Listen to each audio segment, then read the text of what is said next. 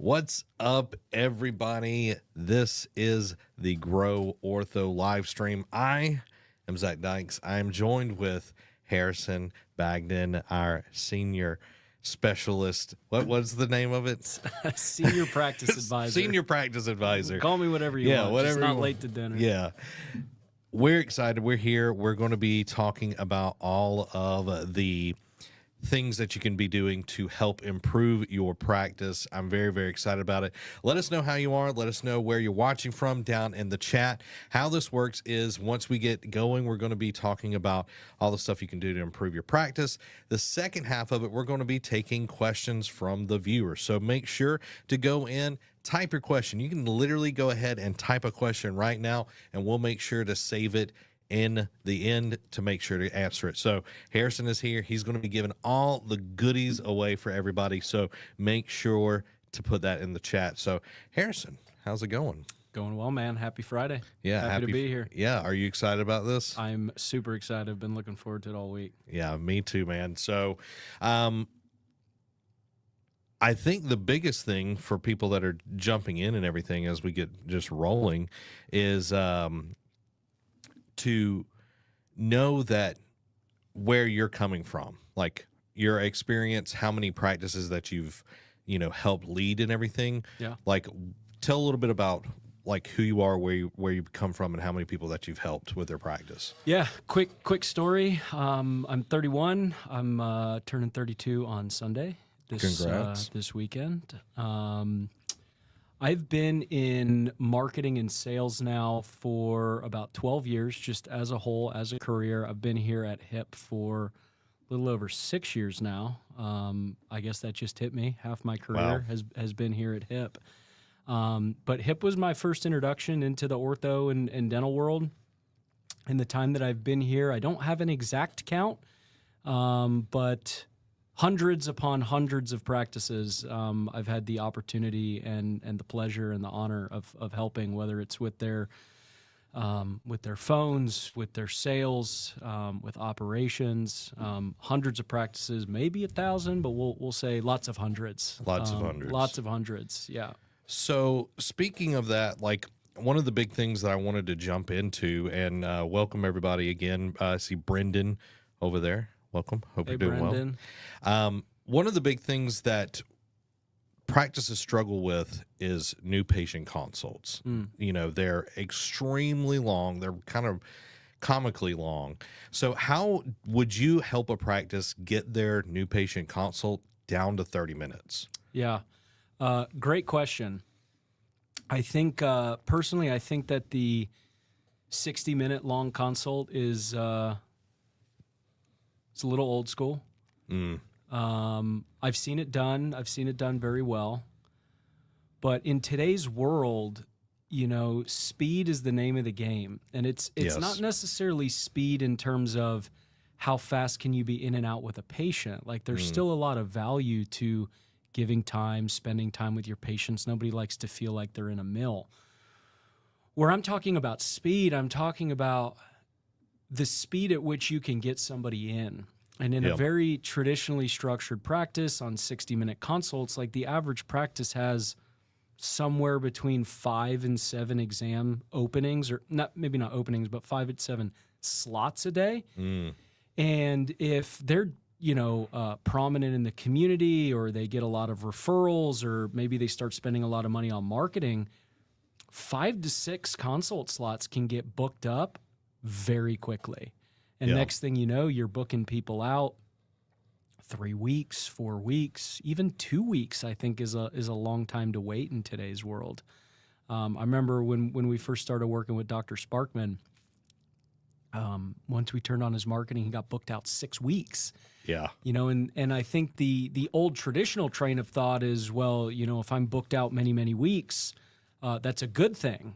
Means I'm successful. Yeah, and I do get that, right? Like there's a desire, you've got more people that want to come in than you can serve, but I think if somebody wants to grow, but most importantly, if they want to grow quickly, being booked out is not an advantage, because your typical consumer, let's say that's me, I'm a 30-something-year-old, I'm not going to wait weeks to do it. No. So there's many strings to pull on how to shorten consults. Obviously, the first thing people go to is how much time is the doctor spending in the consult room. You know, I've talked to docs they're in the consult room for 20 minutes. I remember Luke and I were consulting with a guy who's in the consult room for almost 30 minutes long. Wow, that's kind of crazy. You know, and while I think that's awesome that the doctor wants to spend that much time with the patient, in my mind, the time to really like spend the time with the patient is once they're in your clinic and you're actually treating them. Yeah. So the first thing to look at is how much time is the doctor spending in the room. And for any docs that are watching or watch the replay that maybe are in there for 15, 20, 25, 30 minutes, and, you know, they've got the x-rays up and they've got the photos up and they're, you know, literally, as I would say, they're like teaching dental school in the consult room.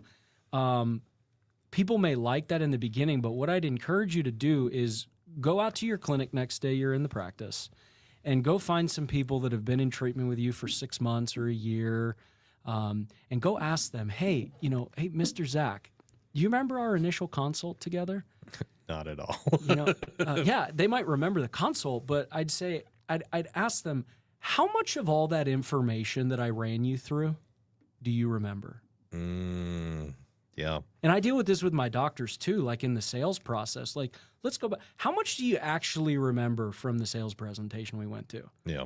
Right? And they're like, I remember that you're going to do marketing and you're going to get the phone to ring and we're going to grow the practice. They don't remember any of the nitty-gritty details.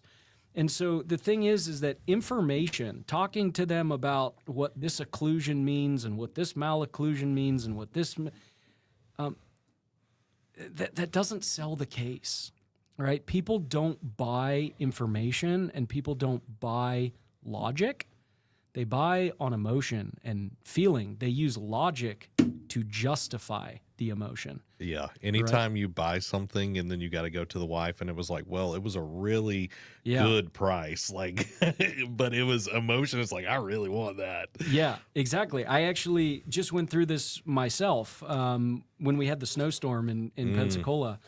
My fiance, she drives about 30 minutes or so to get to work, and there's, you know, the roads aren't good. And I said, babe, like take my car. It's got all-wheel drive. And I drove her car to work like 5 minutes down the street. And I was like, and here's the emotion. The emotion was, I knew I was going to get her a new car at some point. I wanted her to have a nice new car. But initially I was going to wait till after we got married. Yeah. But emotionally, I'm like, you know, I want my lady to have a nice new car. She's going to look good. She's going to feel good. Da-da-da-da-da. What was the logic that I used to justify it is I drove her car 5 minutes down the road to our office, and I was like, oh, no. This is not going to work. This is not safe. She can't drive in inclement weather. The roads are wet. Nope. And I literally bought her a car that day. So coming back to the point is all of this information that we're exuding in the console room, it doesn't move the needle. The patient might feel good and go, oh, man, you know, Dr. Zach spent so much time with me. Yeah. But they're not going to remember any of that. So coming back to your point, the first thing is how much time is the doctor spending in the room? I don't like to put these cookie cutter time limits on it where it's like, well, you can't be in there more than 2 minutes or you can't be in there more than 5 minutes. But I think 5 minutes, maybe 10 if it's a really extreme case or you've got a really concerned parent or a really talkative adult, 10 minutes max. Yeah. But the sweet spot, I think, is like 5 minutes. So that's the first thing, is how much time is the doctor spending in the room. The next thing on shortening consult length is how much time is it taking to get records done and get photos done. Yeah. I was out in an office. We'll leave the location out of it. But I was out in an office, and maybe I was hallucinating, but it was taking almost 20 minutes to get photos and x-rays done. Whoa. You know, like when I went in for my consult with Dr. Sarah at Fishbine, like they blocked me for 30 minutes.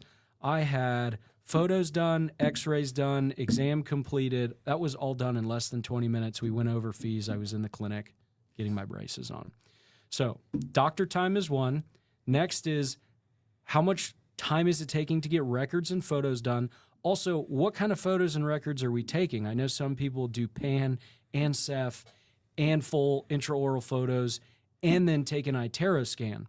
I don't think an iTero scan is necessarily needed. You know, I know there's that smile simulation and you can see how you're going to look. I think most people that are coming into an ortho office know what straight teeth look like. Yeah, and like I understand that it's like trying to sell them. But what's the conversion rate on that? I don't know. It's anecdotal. I don't know the answer, but to show them here's what your teeth look like now, and here's what they're going to look like. To me, it's a waste of time. They know what their teeth look like. They look at them every day. That's why they're in your office. Yep. They also know what a beautiful smile, great occlusion, straight teeth looks like. So it's just added time, number one. Number two, if you're taking the iTero scan at the consult or before the doctor sees them,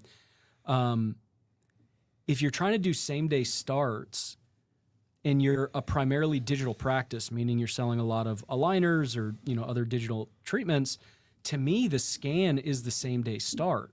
Right? Your average consumer doesn't know that the scan is like a luxury or it's an extra thing that you're doing. Yeah. They just assume this is part of the x-rays and the photos. Yeah. So now if I want to start, I think there's something to be said that if I'm going to start today and you can't put the aligners in my mouth or you can't bond me today and I'm going to make a down payment and pay you today, I want to feel like I'm getting some sort of service elicited at that time.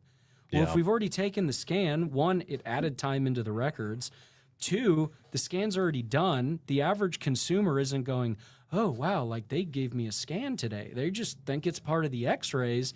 And now if I make a down payment, you go, all right, we'll see you in 6 weeks when your aligners get in. Like if we hold the scan off, we go, oh, great, we can start today. And what that means is we're going to get you in the clinic. We're going to take a scan. And now I feel like I've paid to start treatment. So we've got doctor time, we've got records. The next thing is the TC running the consult start to finish? Meaning, is the TC's job to take records and take photos and go through the consult and go through fees? I think it can be tricky. I've seen many people do it. But if the TC's in charge of records, photos, and the consult, it makes it a little harder to shorten that because if something runs over time, there's a patient waiting. So the next key to shorten the consults is either have a dedicated records tech. Yeah. And records tech is just doing photos and records all day long. Now, if you have 2 consult rooms, a TC can actually run 2 rooms or run 2 columns by themselves because all they got to do is bounce from room to room or bounce from patient to patient when the records is taken care of. If you have a little bit smaller team and maybe payroll or team structure doesn't support just a full-time records tech, well, have a couple assistants that are all x-ray certified, x-ray trained, and have them kind of play as part-time records tech. So if you take that off the TC's plate, records are done by somebody who's doing it all day, and that can be done in like 5 to 10 minutes max. And they've got the experience. It's not someone having to shift gears and trying to get that mindset. And if I'm a good TC, I've probably taken a lot of records, but again, it's like I'm getting out of my flow. Yeah. 1 minute, I'm talking to patients, going over fees, discussing treatment. Next thing you know, I'm back in the x-ray room taking x-rays. So those are kind of the big levers are taking records off the TC's plate, shortening doctor time, and just keeping the records part as simple as possible. Only what is needed for the doctor to come up with a treatment plan. So my next question with that, go a little bit further, is now that you've got it very efficient and, assuming you get it under 30 minutes, how do you make the patient still feel like they're being valued and not being rushed through the process? Well, there's we've all heard the word rapport, right? And as our trainers have said, rapport stands for really all people prefer people resembling themselves. Yep. So you can make somebody feel extremely taken care of, extremely personalized, a great experience just by getting in rapport with people. And to get in rapport with people, it's really about talking to them about what they want to talk about.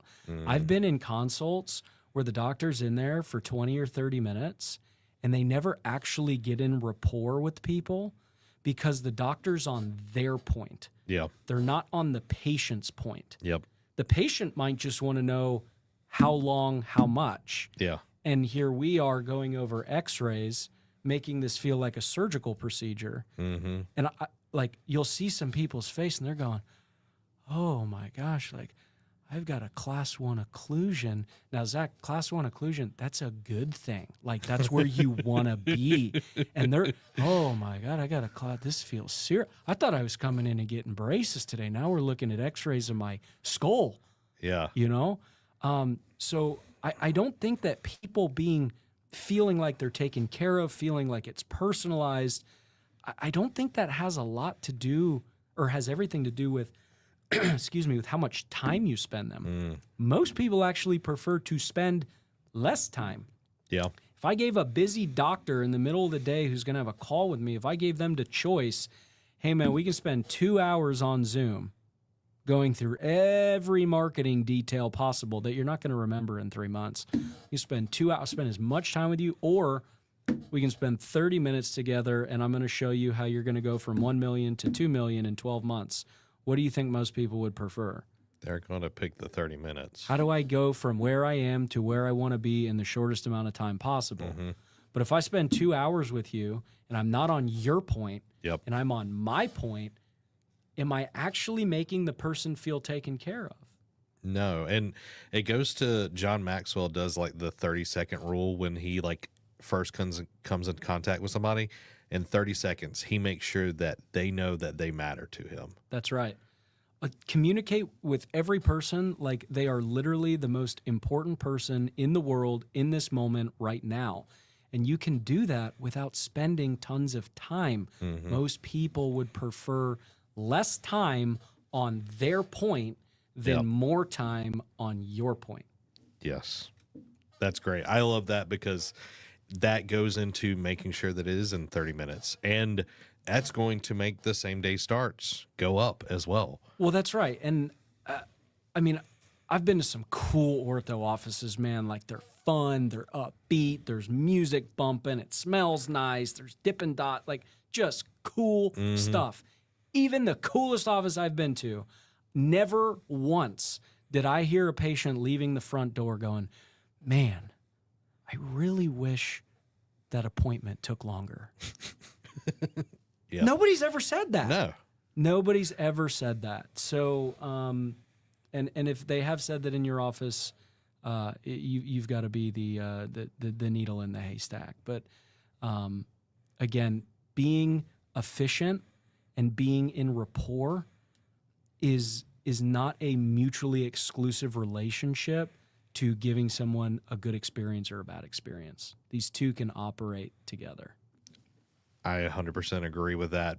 Now, moving to another little thing to think about is how can we streamline the consultation with technologies, maybe getting forms submitted beforehand, maybe introducing some AI stuff in that. Like, what are some things that you're seeing doctors do effectively? The more digital you can be with forms, the better. I remember Luke and I think that's becoming pretty customary. I haven't met too many people who are still like mailing forms in the mail prior to an appointment. But Luke and I did consult for a practice. And if you're watching this, you know who you are. And I love you, brother. But I remember we were consulting with them and they were still sending new patient paperwork and health history forms, literally sending them to via snail mail to their house. But here's the thing with forms. I don't care how easy you make it, how digital you make it. Anybody watching this knows that people getting their forms filled out before the appointment is the bane of our existence. Yep. I am not excited to say, but the reality is I didn't have my forms filled out before I got in for the appointment. I think to stay on time and to keep it efficient, it's planning for what we know is probably going to happen. Yep. I see people get stuck on shorter consults when the people come in, when the patients come in, they don't have their forms filled out, and the front desk or the TC is like, the forms aren't filled out. Like, what do we do? And it like throws the whole thing off. Like, we should know that most people don't get this stuff done. My dad used to tell me, hope for the best and plan for the worst. Yep. So let's just plan that most people aren't going to do it. What's that going to look like? We give it to them as soon as they check in.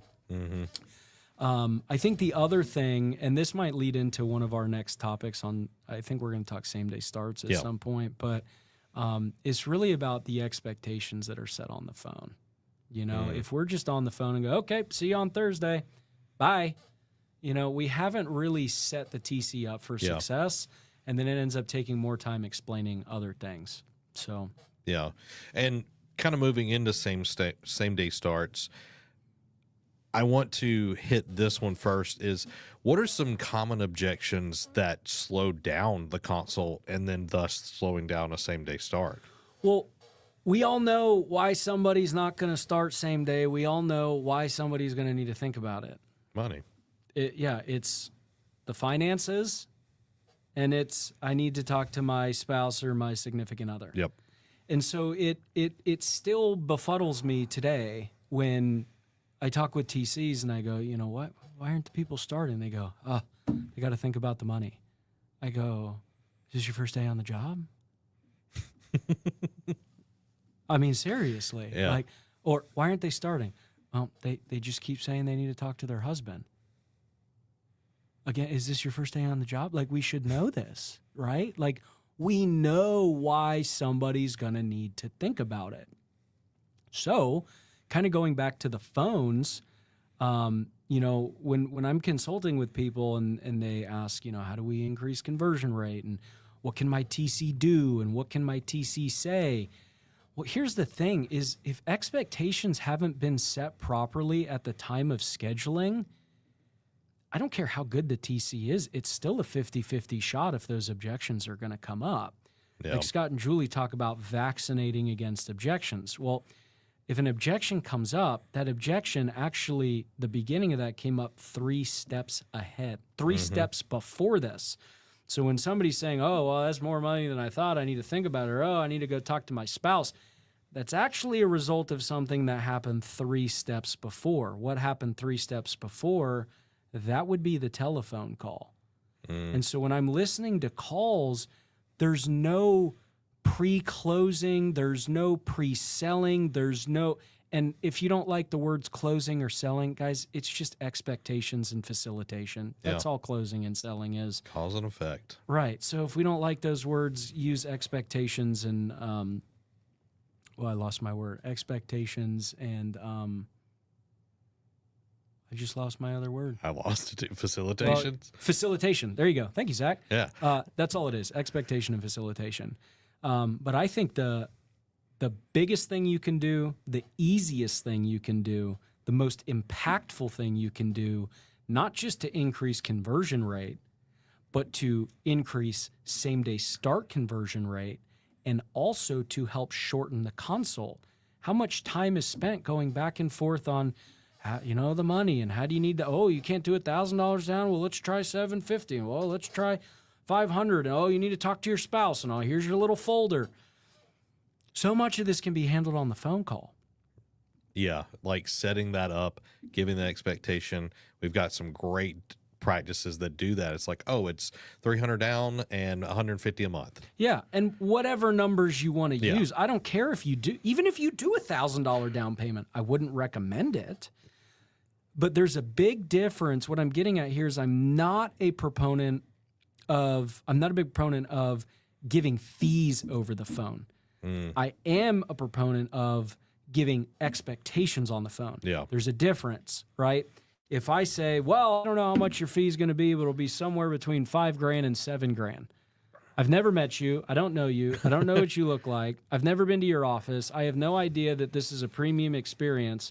To the average family, just hearing, yeah, it's $7,000 on the telephone, not great. That could be somebody's monthly paycheck.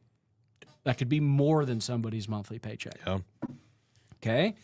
So the expectation is, if we know that 95 to 99.999% of people are going to need to talk to their significant other, what do they need to do that? They need an expectation of what this is going to look like. So I could say something on the phone like, hey, Zach, any other questions? No other questions. All right. Well, a question a lot of people ask us is how much it's going to cost. I don't know if that might be something rumbling around in your head. So I don't know exactly how much little Johnny's treatment is going to be, because we've got some people that are in treatment for a year or less. We've got some people that are in treatment for over 2.5 years. Yeah. So I don't know that. That's why we do a free consult and x-rays and doctor exam, et cetera. But what I can tell you, and I'm taking a pause from the script here. I'm trying to future pace them here, right? I'm kind of planting the seed, and that might sound like, and just so you can have that conversation with your spouse before y'all even come into the office, just to save you guys some time, right? I'm not just telling them fee expectations. I'm reiterating why I'm telling you this fee expectation, which is, hey, just so you can have that conversation with your spouse before y'all even come in, what are we doing here? We're vaccinating against I need to talk to my spouse. So just so you can have that conversation with your spouse before y'all come in on Thursday, I did just want to let you know we make things super affordable here. Whether this is a super simple case or a super complex case, never let money be the reason people don't start and have excellent treatment. Every single person at our office can start for as little as, and we'll make sure your monthly payments are always under. And then if you want to sweeten that up a little bit, you could even say, oh, and by the way, Zach, that's like absolute worst case scenario. That's not even factoring in insurance. I got your insurance on file. If you have some benefits, it's going to be even lower. Is that something that's in your guys' budget? Yeah, that sets it up in such a beautiful way because, again, hey, this is where we're at. Go talk to that person. Future pace. Yeah, and I think if more people do that in anything, in life or whatever, but in the practice, man, it's going to make the consult so much easier. Oh, yeah. It's going to make the records easy. Like, they're going to come in excited instead of, oh, what is the number? You know what's crazy to me, Zach, is the amount of people that come into an orthodontic office. They block an hour of the practice team's time, an hour of time, 10 to 20 minutes of the doctor's time for free. And they're coming in with zero intentions of starting treatment that day. Yeah. They are coming in and taking an hour of your time literally just to find out how much it costs. What a shame. Yeah. So I'll hear people that were like, well, we need to pre-qualify our patients better so, we get a credit card on file before they schedule their appointment in case they no-show. Okay, that might pre-qualify some people, but could I give you a credit card to hold my spot? 100% I'm going to show up so you don't charge me a $50 fee and still have zero intentions of starting. Or come in, I've given you my credit card, only to find out I can't afford this. Instead of trying to pre-qualify people with a credit card to hold the spot, why don't you just pre-qualify them with, I don't know, a pretty good expectation of what it's going to cost? Yeah. If I say, hey, everybody can start for $500 and I'll make sure the payments are always under $200. Someone goes, oh, I can't afford that. Well, I'd rather pre-qualify them on that. If they can't afford a $400 down payment and a $199, $169 a month payment, ortho might not be in the cards for them right now. Yeah. I'd rather them leave and not schedule knowing that expectation than like reserving the spot with a credit card only to take 60 minutes of my time to find out that they can't afford it. So because how much is the doctor's time worth? Is it worth $50 an hour or is it worth $2,000+ an hour? Just because you get that $50 Yeah. isn't paying for the time. It's not. It's not. And so when you stack it that way, it's like typically the conversion rate's going to be higher because they have an expectation. And I also know, and anybody watching knows, how many competing offices take this talk track on the phone? We don't give fees over the phone. You must come in and see us. As a consumer, I can't stand that. I'm like, really? Like, you do this all day long? You have no idea how much it's going to cost? If I'm the one beacon of reason in my area, I've called 5 people. We don't give fees over the phone. You must come in. And then I call your office and you're like, oh, yeah.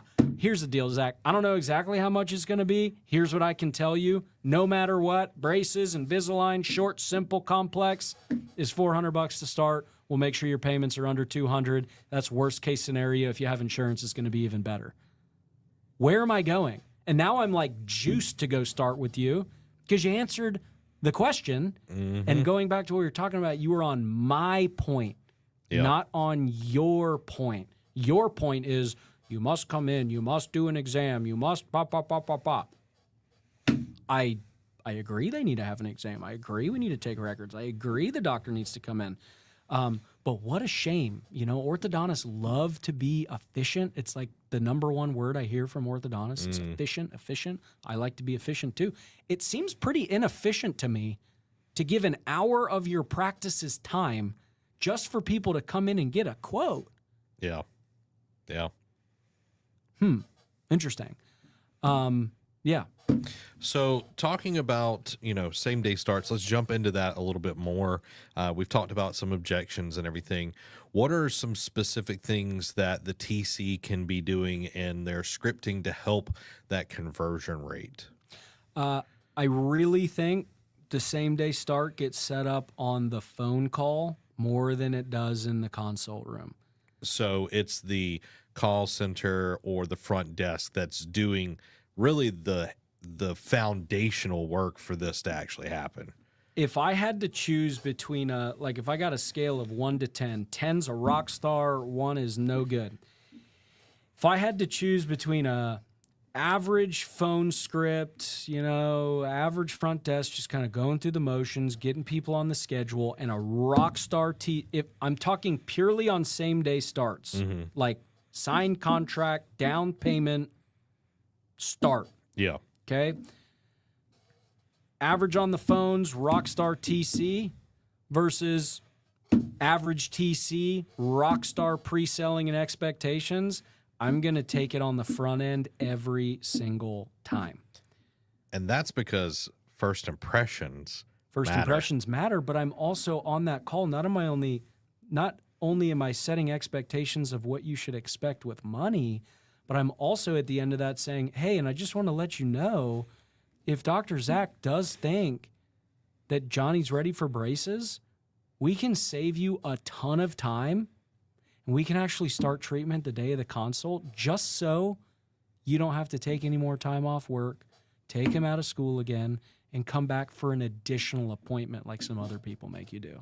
Future pacing once again. Future pacing, right? There's a little more oomph to saying why the same day start is valuable to you versus just saying, hey, and if you want to, we can start treatment the same day.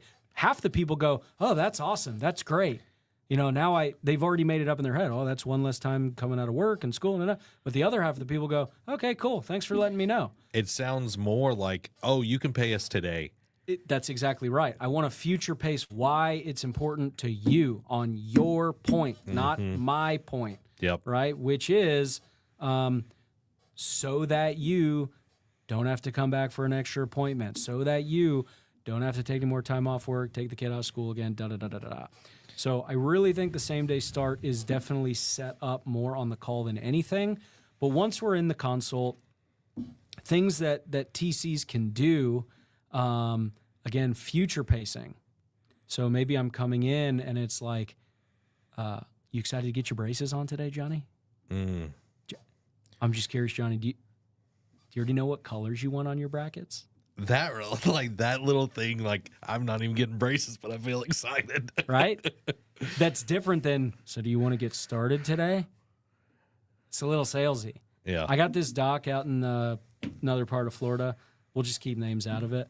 I got to sit in some consults with him. This guy's been doing it a long time. He's one of the most awesome guys I've seen in a consult. He does his thing. He does an exam. He gives his notes. He's not thorough. He's very thorough, does exam, gives a note.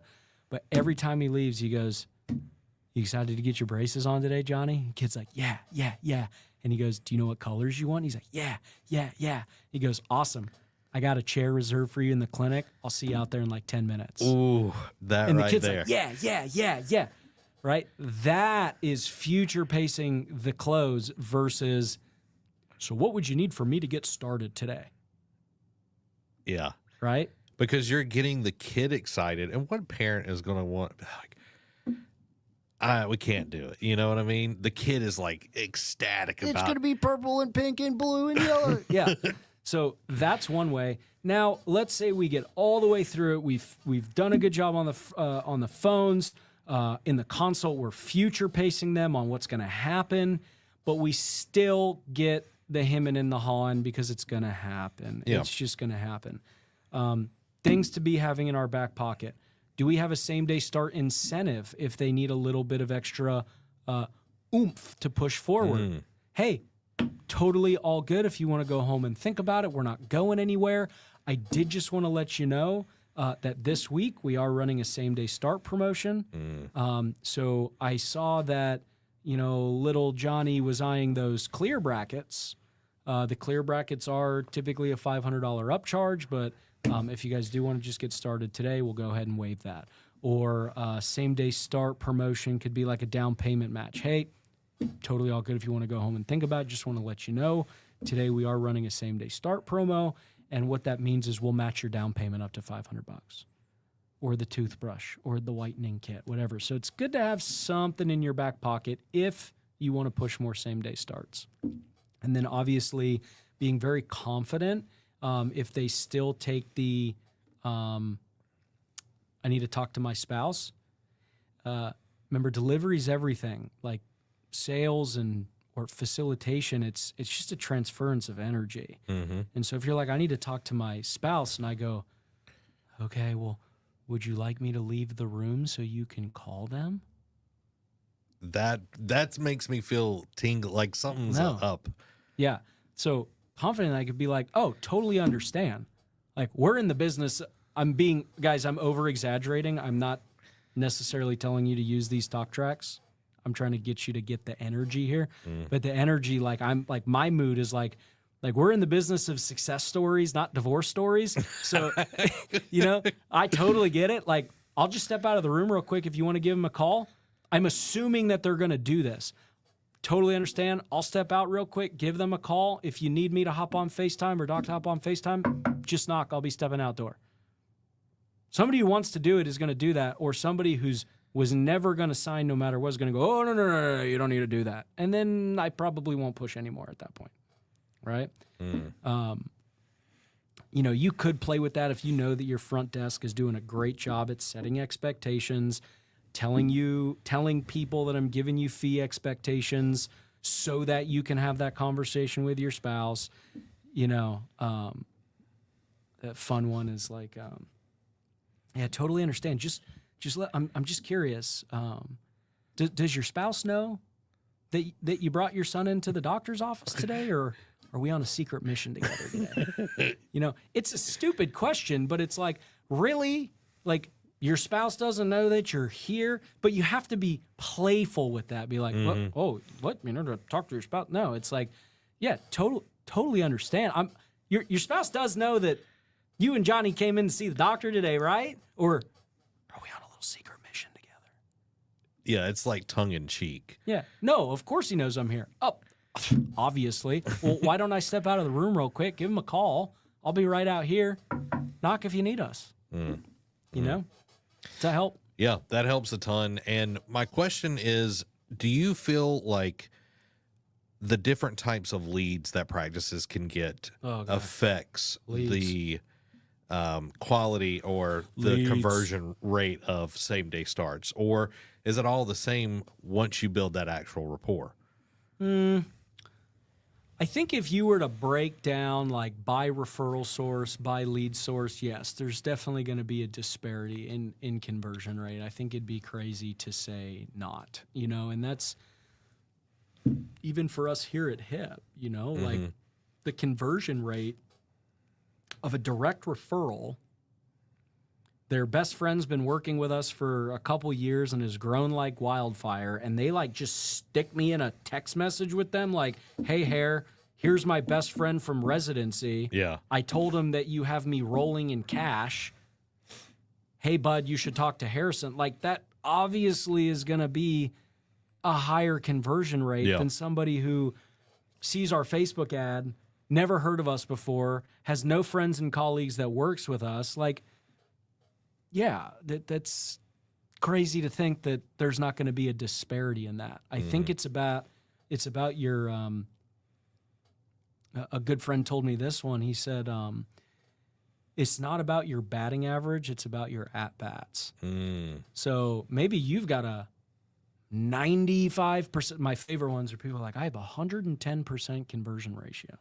What? How? You need more consults, bro. Yeah. But like, seriously, if you've got over 100%, you need more consults. But if you've got a 90% conversion rate because every single one of your patients comes in as a direct referral, they're all teed up, they're literally handed to you on a silver platter, but you've got a 90% conversion rate, but you see 4 to 6 exams a day. However, I have a 60%, 65% conversion rate, but I see 15 exams a day. I'm going to run laps on you. Yeah. Right? Like to It's go just to the numbers Hall. at that point.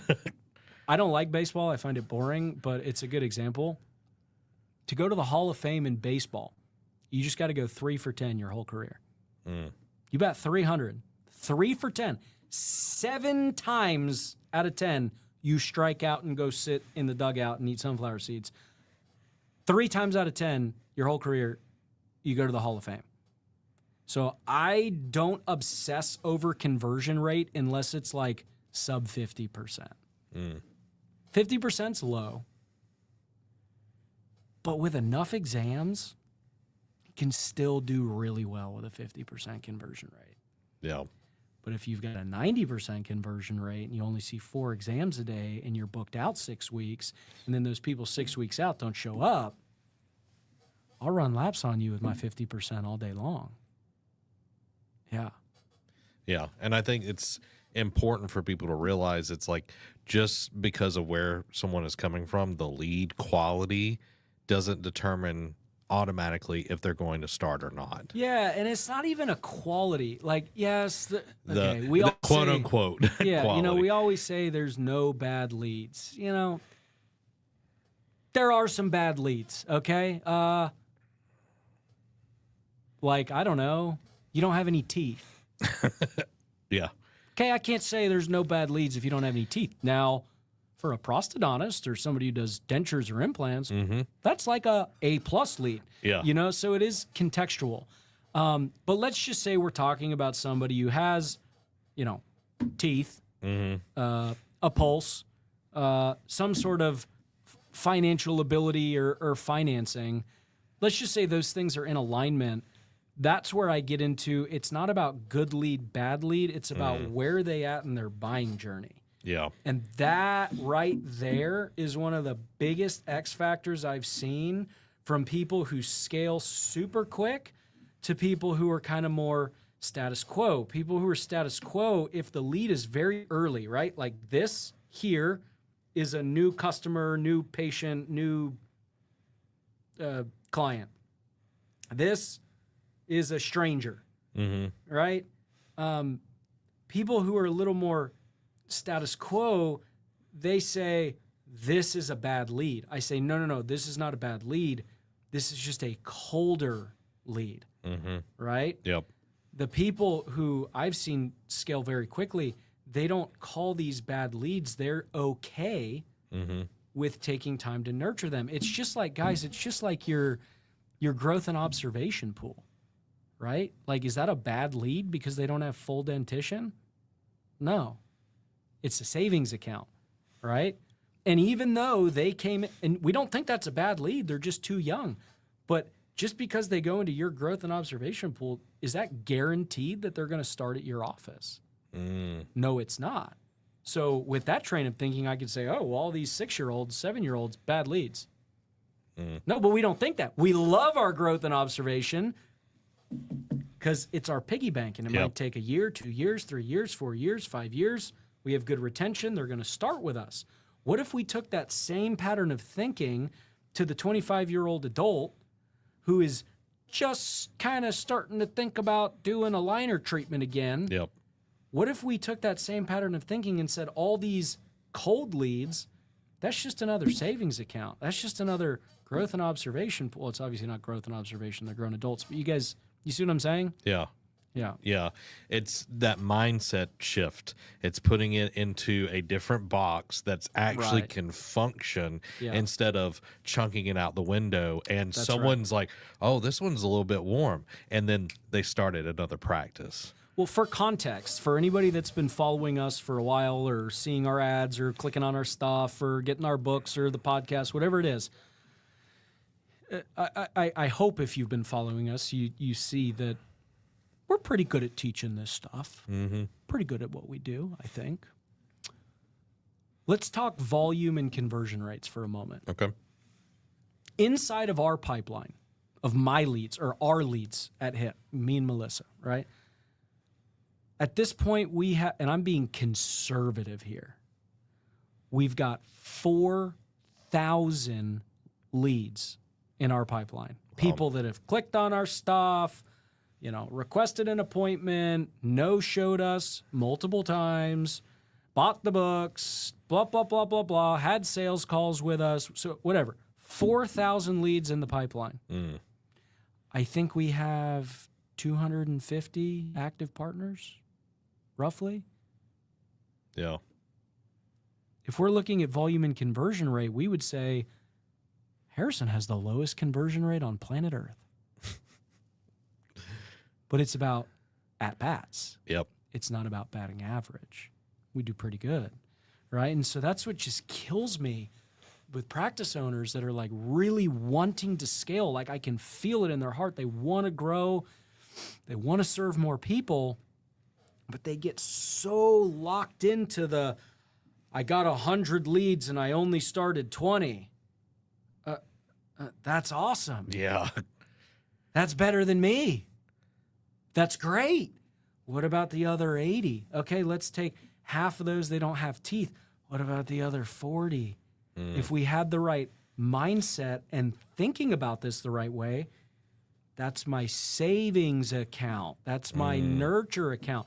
Probably, Zach, I'm being conservative.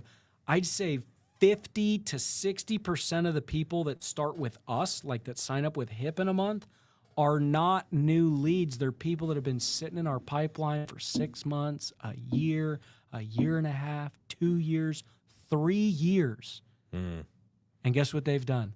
They've scheduled appointments with us and no-showed us. And my favorite is they've no-showed us 3 times, whatever. And I really don't care. All my calls today no-showed, for the record. I had nobody show up today. Okay, happy Friday, you know, whatever. Yeah. My favorite is those people, they get on and I go, what's the biggest constraint in your business? Or why hasn't marketing worked? And they go, the no-shows. I'm like, hello, like, you just no-showed me 3 times. I don't care. Yeah. But it's just a different pattern of thinking, you know? So what are some ways that doctors can help incentivize their team to grow?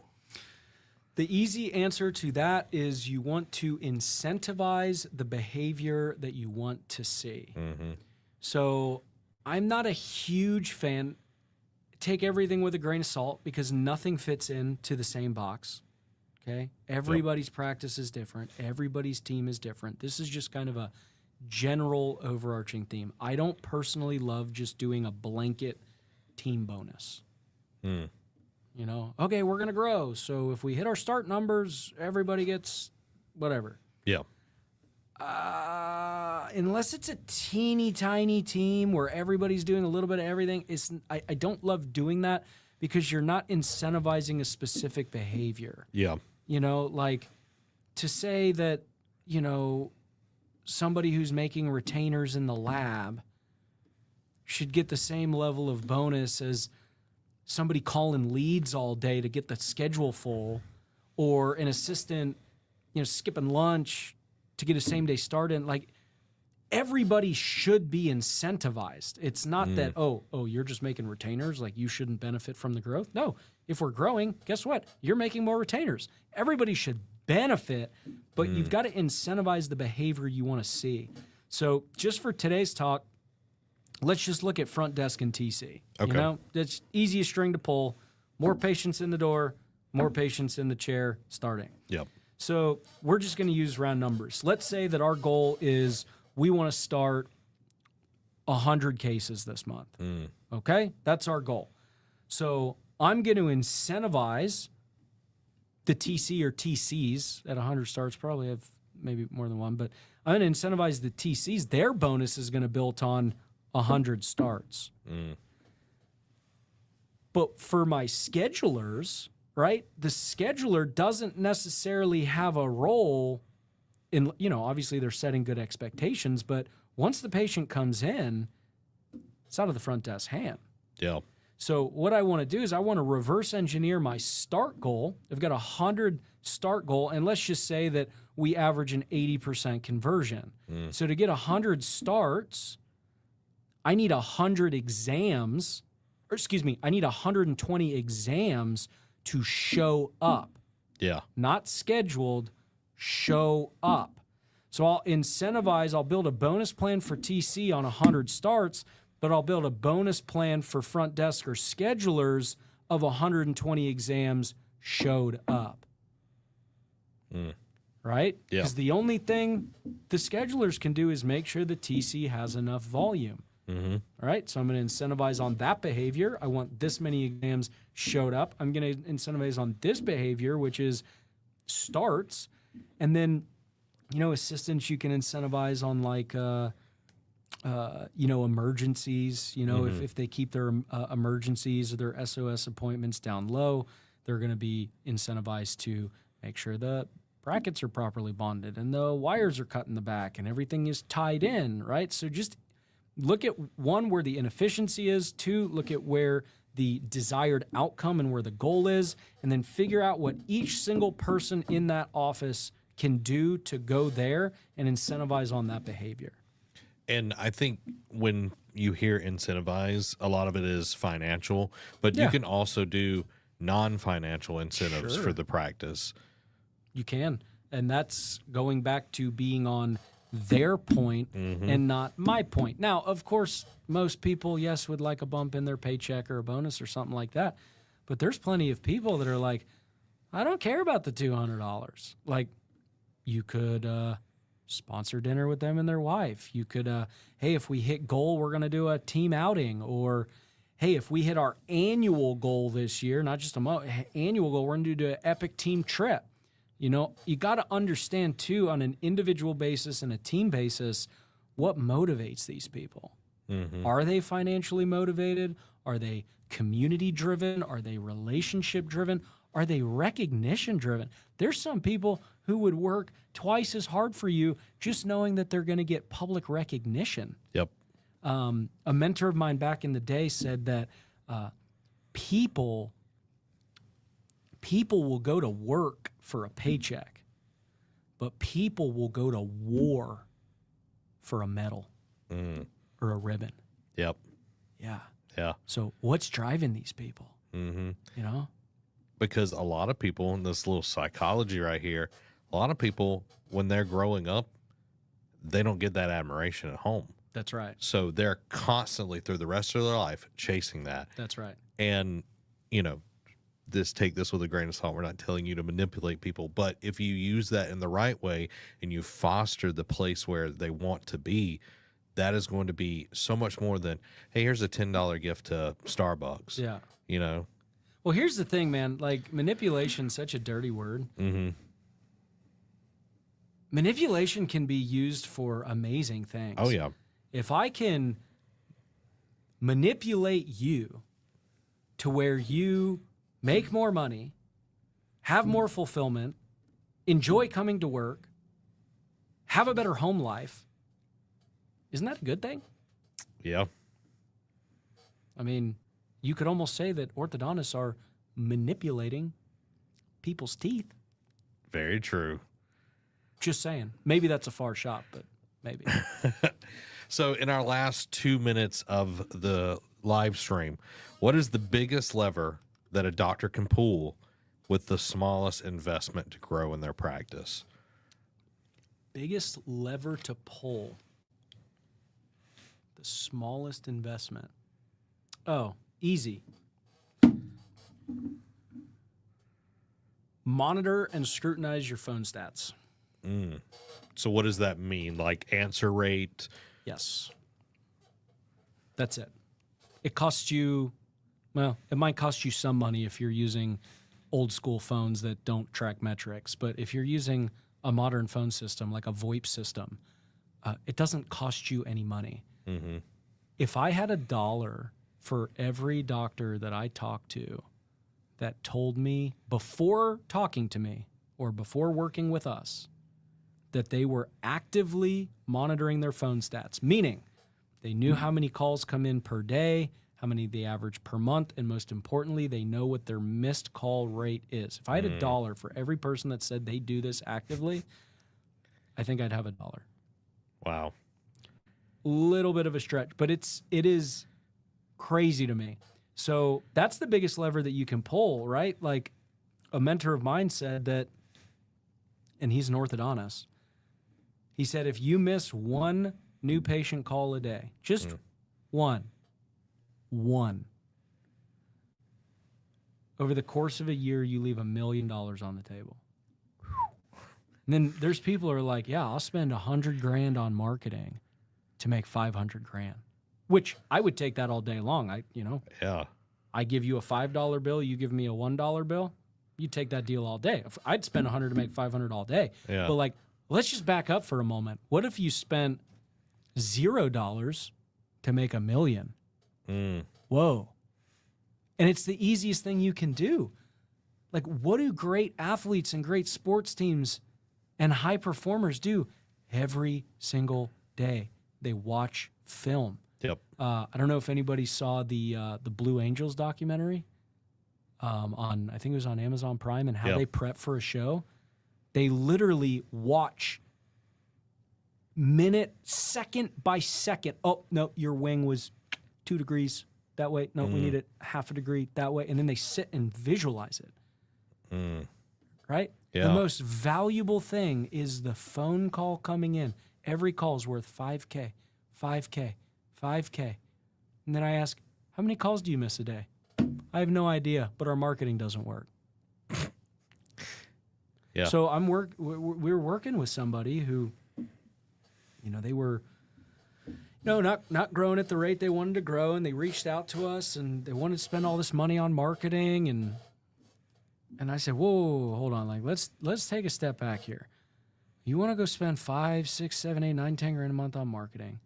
You've got a 35% conversion rate, which is not good. We have no idea what our phone stats look like. Mm-hmm. Let's pump the brakes for a moment. So I decided to just see what was going on the phones. Yeah. So on the days that she's not seeing patients, she staffs somebody full time to answer the phones. So on the day that she wasn't seeing patients, I called, 3 other people on our team called 4 times in a day. Mind you, there's no patients in the clinic. There's literally just an employee sitting there to answer the phone. We called in the morning, we called late morning before lunch, we called after lunch, we called late afternoon. 4 times. How many times did the phone get answered? I'm going to say 0. 0. 0. 0. The great Tony Robbins says, if you can't measure it, you can't manage it. Yep. And like I said, unless you have an antiquated phone system, this shouldn't cost you any money. If you do have an antiquated phone system, this is the cheapest money you could spend to really know how to grow your practice. The average practice in the United States misses 20% of their phone calls a day. 20%. That is the average practice. I got off a call with somebody a couple weeks ago, and I so appreciate her candor and transparency. She knows it's a problem. They're missing 40% of their calls a day. 40% of the time, somebody is calling to give them money, and they don't answer the phone.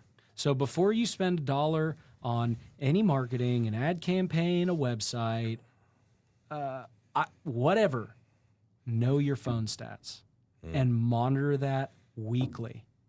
You want to incentivize your front desk? Hey, every week, every month, every whatever, that our answer rate is 95% or higher, here you go. So fast, so easy, should cost you virtually nothing.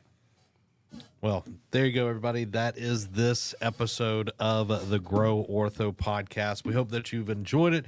Make sure to join us next week. We're going to be diving into more awesome ways to grow and help your practice. Harrison, thanks for being on. Had a blast. Thanks for having me. All right, guys. Y'all have a great week. We will see you next time.